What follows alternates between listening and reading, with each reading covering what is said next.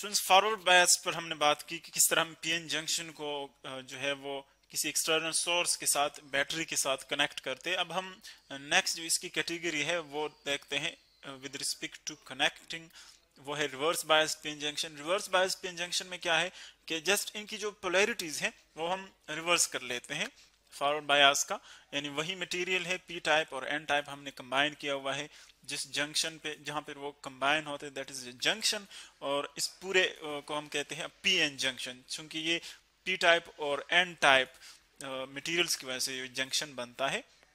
अब जहां पर दरमियान में जहां पर वो चार्ज हमारे पास आयन्स बनते हैं बहुत अपोजिट साइड्स पर, वो यहाँ पर देखिए हमने दिखाया हुआ है जिसको हम डिप्लेशन रीजन या फिर इस पूरे कलेक्शन को स्पेस चार्ज कहते हैं, स्पेस चार्ज या फिर डिप्लेशन रीजन। मतलब वहां से जो चार्ज कैरियर्स हैं वो रिमूव हो गए हैं, अब यहाँ पर फिक्स्ड आयन्स जो है वो पड़े हैं, इसीलिए इसको हम कहते हैं स्पेस डिप्लेशन रीजन। अब देखें हम इसको रिवर्स किस तरह करते हैं कि पी टाइप को हम कनेक्ट कर लेते हैं अब यहाँ पर नेगेटिव टर्मिनल के साथ। अगर आप फॉरवर्ड का देखें तो वहां पर पी पॉजिटिव के साथ कनेक्टेड था। सो यहाँ पर जो पी टाइप सेमीकंडक्टर है, पी टाइप जो इसका लेफ्ट एंड है आप देख रहे हैं वो कनेक्टेड है नेगेटिव टर्मिनल के साथ, बैटरी के नेगेटिव टर्मिनल के साथ, और जो उसका राइट साइड है N type semiconductor, N type semiconductor वो कनेक्टेड है पॉजिटिव टर्मिनल के साथ। सो इस तरह के अरेंजमेंट को हम क्या कहते हैं, रिवर्स बायस्ड पीएन जंक्शन। इसमें क्या होता है कि अगर आप देखें जब आप ये फील्ड अप्लाई करते हैं, देखिए जो बैटरी के टर्मिनल्स हैं पॉजिटिव और नेगेटिव, क्योंकि इलेक्ट्रिक फील्ड की डायरेक्शन जो है वो पॉजिटिव से नेगेटिव की तरफ होती है। इसका मतलब ये है कि यहाँ पर जो एक्सटर्नल इलेक्ट्रिक फील्ड हम अप्लाई कर रहे हैं वो इन दिस डायरेक्शन है, इस डायरेक्शन में। अगर आप इसको यहाँ पर भी शो करना चाहे इस पीएन जंक्शन में, सो वो यूं होगा, यहाँ से उसकी डायरेक्शन ये होगी टुवर्ड्स द लेफ्ट। और इसी तरह अगर आप इसके अंदर जो स्पेस चार्ज है वहां पर इलेक्ट्रिक फील्ड देखें, देखिए राइट साइड पर ये जो आपको नजर आ रही है ये पॉजिटिव चार्जेस हैं, आयन्स हैं, और लेफ्ट साइड पर नेगेटिव है, तो इसीलिए यहाँ पर भी इलेक्ट्रिक फील्ड की डायरेक्शन पॉजिटिव से नेगेटिव यानी इसी डायरेक्शन में होगी। तो आप देख रहे हैं कि ये दोनों फील्ड्स क्या हो जाते हैं, वो एड अप हो जाते हैं, बोथ द फील्ड्स, जो कि एक एक्सटर्नल है ई एक्सटर्नल जो कि बैटरी की वजह से यहाँ पर बिल्ड अप हो रहा है, सेट करते हैं हम, और एक है E electric field due to junction जो जंक्शन के ऊपर आयन्स की वजह से बन रहा है। सो बोथ जो है वो एक ही डायरेक्शन में है, एड अप हो जाते हैं। सो जो रिजल्टेंट फील्ड है वो और भी ज्यादा स्ट्रेंथ का होता है, उसकी स्ट्रेंथ, उसकी जो बैरियर हाइट है वो इंक्रीज हो जाती है। यानी यूं आप एनालॉगस एग्जांपल ले सकते हैं कि ये आप जा रहे हैं किसी रास्ते पर और रास्ते में बिल्कुल आपको ये सिचुएशन आती है, ये एक सिचुएशन है जिसमें एक ऑब्स्टेकल आता है, यानी एक माउंटेन आता है रास्ते पे, आप यूं जा रहे हैं। अब अगर आप इसको क्रॉस करना चाहते हैं यूं ही, तो आप क्या करते हैं, यहाँ पर क्लाइंब करते हैं, ऊपर जाते हैं, यूं ऊपर जाते हैं, ये आपके लिए एक्ट करता है एज अ रेजिस्टेंस, आप एनर्जी जो है वो यूज करते हैं। अब इसी पहाड़ को अगर आप देखें, इसी माउंटेन को देखें सपोज, सो अगर हम इसके साथ एक और ऐड कर ले, यानी ये बिल्कुल इसी तरह है कि एक इलेक्ट्रिक फील्ड मौजूद था, हमने दूसरा भी ऐड कर लिया, एक और भी हमने इसके साथ ऐड कर लिया। तो देखिए टोटल जो इसकी रेजिस्टेंस है वो बढ़ जाएगी। अब आपको इतना ऊपर जाना पड़ेगा, ज्यादा एनर्जी आपको यूज करनी पड़ेगी। सो इसका मतलब ये है कि जितने आपके पास ये रेजिस्टेंस जो है वो एड अप हो जाते हैं, उतना आपका ज्यादा एनर्जी आपको रिक्वायर्ड है कि आप उसको क्रॉस कर ले। बिल्कुल यही सिचुएशन यहाँ पर है कि अगर आप electric field, internal electric field देखें जंक्शन की वजह से, वो भी लेफ्ट की तरफ है, और जो बैटरी की वजह से है वो भी लेफ्ट की तरफ है। सो दोनों एड अप हो जाते हैं।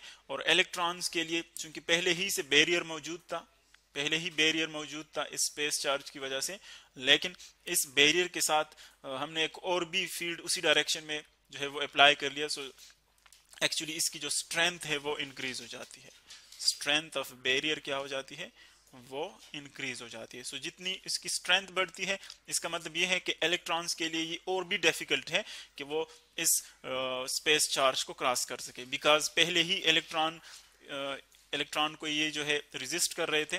बिकॉज अगर आप देखें इलेक्ट्रॉन्स जब यहाँ से जाएंगे, यहाँ से जब इलेक्ट्रॉन्स जाएंगे यूं, तो चूंकि इलेक्ट्रिक फील्ड भी इसी डायरेक्शन में है, सो इलेक्ट्रॉन्स नेगेटिव की तरफ मूव नहीं करते बल्कि वो पॉजिटिव की तरफ मूव करते, तो ये उसके लिए रिवर्स सिचुएशन था। लेकिन अगर हम इलेक्ट्रिक फील्ड एक और भी इसी डायरेक्शन में ऐड कर लें, सो फिर उसके लिए ये सिचुएशन और भी डिफिकल्ट हो जाएगी इलेक्ट्रॉन्स के लिए। तो इसका मतलब ये है कि इलेक्ट्रॉन्स जो है मेजॉरिटी कैरियर्स एक्चुअली जो कि एन टाइप में है, जो मेजॉरिटी कैरियर्स हैं वो क्या है, इलेक्ट्रॉन्स। जो नंबर में ज्यादा है उनको हम कहते हैं मेजॉरिटी कैरियर्स।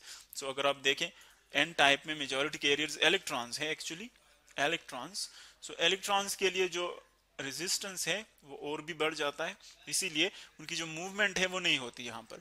लेकिन हम यूं कह सकते हैं कि चूंकि इसमें माइनॉरिटी कैरियर्स भी होते हैं, यानी अगर आप देखें यहाँ पर जो एन टाइप है, अब चूंकि हमने सारे इलेक्ट्रॉन्स शो किए, लेकिन यहाँ पर हमारे पास ये भी होते हैं, माइनॉरिटी कैरियर्स भी होते हैं। और इसमें माइनॉरिटी कैरियर्स कौन कौन से हैं, एन टाइप में पॉजिटिव माइनॉरिटी कैरियर्स होते हैं, यानी अगर हम यहाँ पर शो कर लें, और जो पी टाइप है उसमें माइनॉरिटी कैरियर्स इलेक्ट्रॉन्स होते हैं। यहाँ पर होल्स होते हैं और यहाँ पर इलेक्ट्रॉन्स। इसको शो कर ले, ये होल्स माइनॉरिटी कैरियर्स, और जो आपके पास पी टाइप है उसमें माइनॉरिटी कैरियर्स हैं इलेक्ट्रॉन्स। सो अगर आप देखें, अब ये माइनॉरिटी कैरियर्स के लिए डिफिकल्ट नहीं है, सिर्फ मेजॉरिटी कैरियर्स के लिए डिफिकल्ट है। यानी आप यूं कंसीडर कर लें कि इलेक्ट्रॉन के लिए आपने ये एक इलेक्ट्रिक फील्ड प्रोवाइड किया, इलेक्ट्रिक फील्ड की डायरेक्शन है, और हम जानते हैं कि इलेक्ट्रिक फील्ड की डायरेक्शन जो है वो पॉजिटिव से नेगेटिव की तरफ होती है। सो इलेक्ट्रॉन क्या करेगा, वो अगर आप यहाँ पर छोड़ दें सपोज इस रीजन में, सो वो यूं नहीं मूव कर सकेगा, बिकॉज इलेक्ट्रॉन खुद ही नेगेटिवली चार्ज है। सो नेगेटिव की तरफ नहीं आता, वो पॉजिटिव की तरफ मूव करता है। लेकिन अगर आप इसी इलेक्ट्रॉन को यहाँ पर रिलीज कर ले, इसको यहाँ पर छोड़ दें, तो फिर क्या होता है, वो इजीली मूव करता है यहाँ पर, क्योंकि अब उसके लिए सिचुएशन बिल्कुल फिट है, वो इजीली पॉजिटिव की तरफ मूव कर सकता है। सो बिल्कुल यही सिचुएशन यहाँ पर है कि जो मेजॉरिटी कैरियर्स हैं वो तो यहाँ पर मूव नहीं कर सकेंगे, क्योंकि वो इलेक्ट्रॉन उस इलेक्ट्रिक फील्ड की डायरेक्शन में मूव नहीं करते। लेकिन यहाँ पर जो इलेक्ट्रॉन्स है जो कि एक्चुअली माइनॉरिटी है, कम नंबर में है पी टाइप में, उनके लिए ये सिचुएशन बिल्कुल एडजस्टेबल है, क्योंकि उसके लिए इलेक्ट्रिक फील्ड की डायरेक्शन अपोजिट है यहाँ पर, सो वो इजीली यहाँ पर जो है मूव कर सकते हैं। अगर इनकी एनर्जी इतनी हो सो मूव कर सकते हैं यहाँ पर और एन टाइप में आ जाएंगे। तो इसका मतलब ये कि मेजॉरिटी जो कैरियर्स हैं वो इस बैरियर को क्रॉस नहीं कर रहे हैं, लेकिन जो माइनॉरिटी कैरियर्स हैं वो इसको क्रॉस कर रहे हैं, माइनॉरिटी कैरियर्स। सो यहाँ पर एक बहुत ही स्मॉल करंट होगा, हम प्रैक्टिकली इसको जीरो ही लेते हैं, लेकिन बहुत स्मॉल करंट होगा इस माइनॉरिटी कैरियर्स की वजह से, जो कि एक्चुअली अपोजिट डायरेक्शन में आते हैं मेजॉरिटी के लिए, स्मॉल करंट होगा। एक्चुअली इसको हम कहते हैं रिवर्स करंट, रिवर्स करंट, जो कि एक्चुअली मेजॉरिटी करंट की, जो मेजॉरिटी चार्जेस है उसके रिवर्स डायरेक्शन में होता है, मूव करता है, फ्लो करता है, तो उसको हम रिवर्स करंट कहते हैं। तो अब अगर आप देख रहे हैं कि जो रिवर्स बायस पीएन जंक्शन है उसमें एक्चुअली पहले ही से बैरियर मौजूद था, लेकिन हमने उसी डायरेक्शन में एक और फील्ड अप्लाई कर लिया, तो इसका मतलब है कि इसमें जो रेजिस्टेंस है वो क्या होता है, इंक्रीज होता है।